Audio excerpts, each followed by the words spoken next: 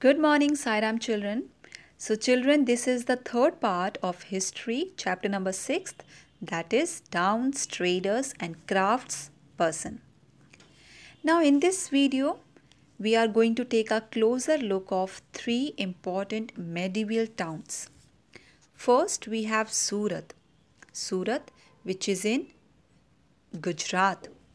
Next, we have Hampi, it is in Karnataka. And the last, we have Masulipatanam, which is in Andhra Pradesh. So, let's start with Hampi. Now, Hampi city was a well fortified city. Now, fortified city means that surrounded by big walls, as shown in this picture, and it was the center of Vijayanagar Empire. Now, while constructed the wall of the city, no cementing agent was used in the construction of the walls of the city. Rather, interlocking technique was used. Which technique? Interlocking technique was used to lock the bricks together. As you can see in this picture, basically interlocking technique was used to lock the bricks together. Now the next one is the building. The architecture of Hampi was distinctive. The buildings in the royal complex had splendid arches as shown in this picture, domes and pillared halls with niches for holding sculptures. Then orchards, pleasure gardens. So they also had a well planned orchards and the pleasure gardens with the sculptures modified such as lotus and corbels. Now in its heyday in the 15th-16th century, commerce. Many trading communities were the participants of the markets of Hampi. Hampi bustled with the commercial and cultural activities. Moors. Moors, a name used collectively for Muslim merchants. Next, jetties and the agents of European traders such as Portuguese thronged the markets of Hampi. The next, culture. So temples were the central point of all the cultural activities. Temples were the hub of cultural activities. And Devdasis, they were the temple dancers. They performed before the deity, royalty and the masses in the many pillared halls. In the Virupaksha, a form of Shiva, which means a form of Shiva temple. The most important is Hampi, the Mahanavami or Navratri, known today as Navratri basically. The Mahanavami festival known today as Navratri in the south was one of the most important festivals celebrated at Hampi. Basically, archaeologists found the Mahanavami platform where the king received guests and accepted tribute from subordinate chiefs. From here, he also watched dance and music performance as well as wrestling bouts. Now the reason, that means the fall of Hampi. Hampi fell into ruin following the defeat of Vijayanagara in 1565 by the Deccan Sultan. Okay, the defeat of Vijayanagara in 1565 by the Deccan Sultans. The rulers of Golconda, Bijapur, Ahmednagar, Berar and Bidar. So, they were defeated by the Deccan Sultans, the rulers of Golconda, Ahmednagar, Berar, Bidar and Bijapur. Now next we have Surat. So Surat, which is in Gujarat. Why did people from distant land visit Surat?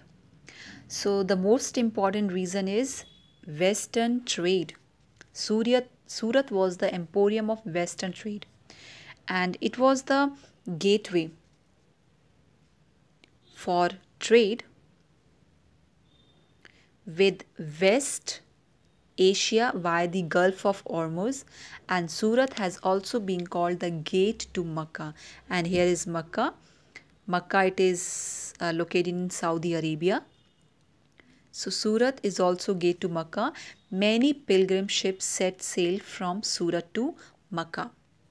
Now next thing is the city was cosmopolitan and people of all the caste and creeds lived there. In the 17th century, the Portuguese, Dutch and English had their factories and warehouses at Surat. Now, there were also several retail and wholesale markets or shops selling cotton textile in Surat.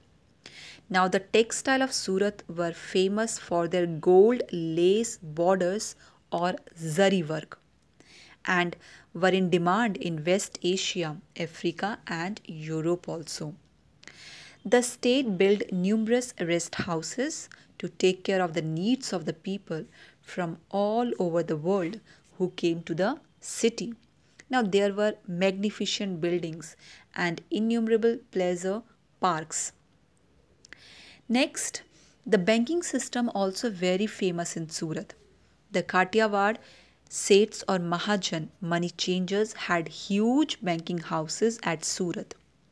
It is a noteworthy that the Surat hundis were honored. Now, what were hundis? Hundis is a note recording a deposit made by a person. The amount deposit can be claimed in another place by presenting the record of the deposit. So, in far off markets in Egypt, Iraq, and in Belgium. So, Surat hundis were honored in the far off markets in Egypt, in Iraq, and in Belgium. Now, reasons for decline of Surat. However, Surat began to decline towards the end of 17th century. Now, this was because of many factors. So, here are the following factors responsible for the decline of Surat in the 17th century. Now, first one is the loss of markets and productivity. Because of the decline of Mughal Empire, control of the sea routes by the Portuguese and competition from the Bombay, that is present day Mumbai, where the English East India Company shifted its headquarters in 1668, and today Surat is a bustling commercial center, right? So these are the reasons for the decline of Surat: loss of markets and productivity, control of the sea routes by the Portuguese, and the next one is the competition from Bombay, where the East India Company shifted its headquarters in 1668. Now, next we have Masulipatam, fishing in troubled water.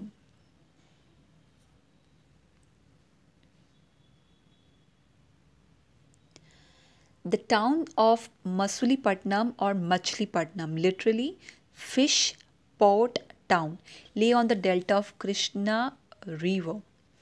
The 17th century, it was a center of intense activity. Both the Dutch and English East India Companies attempt to control Masulipatam. And where is Masulipatam? It is in Andhra Pradesh, as it became the most important port on the Andhra coast. The fort at Masulipatam was built by Dutch. Okay.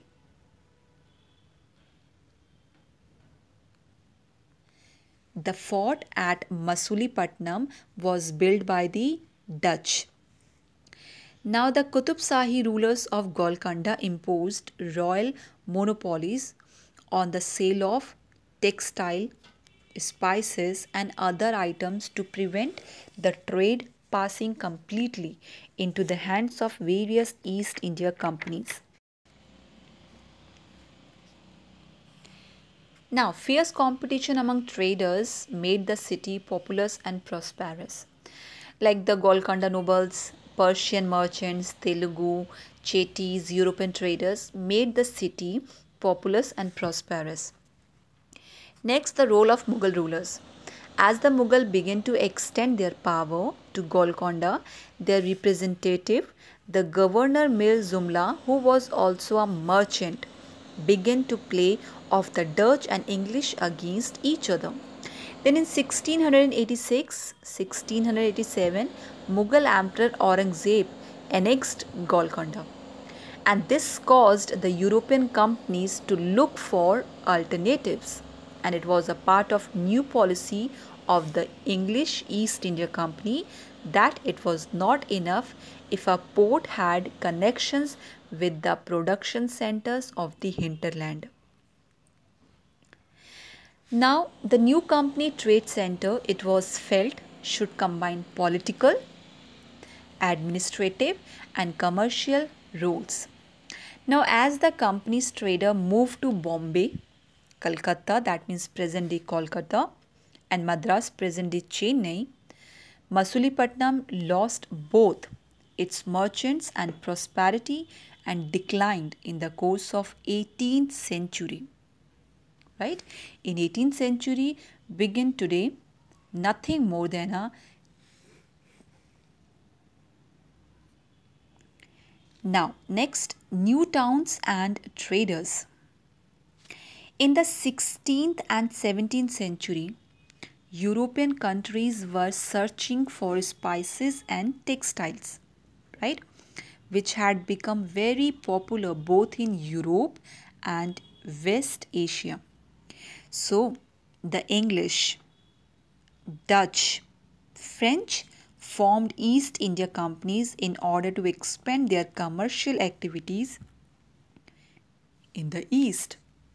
Now, initially, great Indian traders like the Mullah Abdul Ghaffur and Vizivara, who owned a large number of ships, competed with them, and they just hold. However, the European companies used their naval power to gain control of the sea route and forced Indian traders to work as their agents. And ultimately, the English emerged as the most successful commercial and political power in the subcontinent. Now, the spurring demand for goods like textiles led to great expansion of the crafts of spinning, weaving, bleaching, dyeing, etc., with more and more people and taking them up,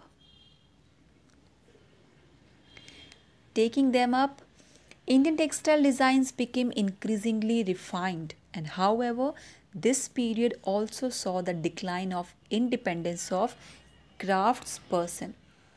They now work on a system of advances, which meant that they had to weave cloth which was already promised to European agents.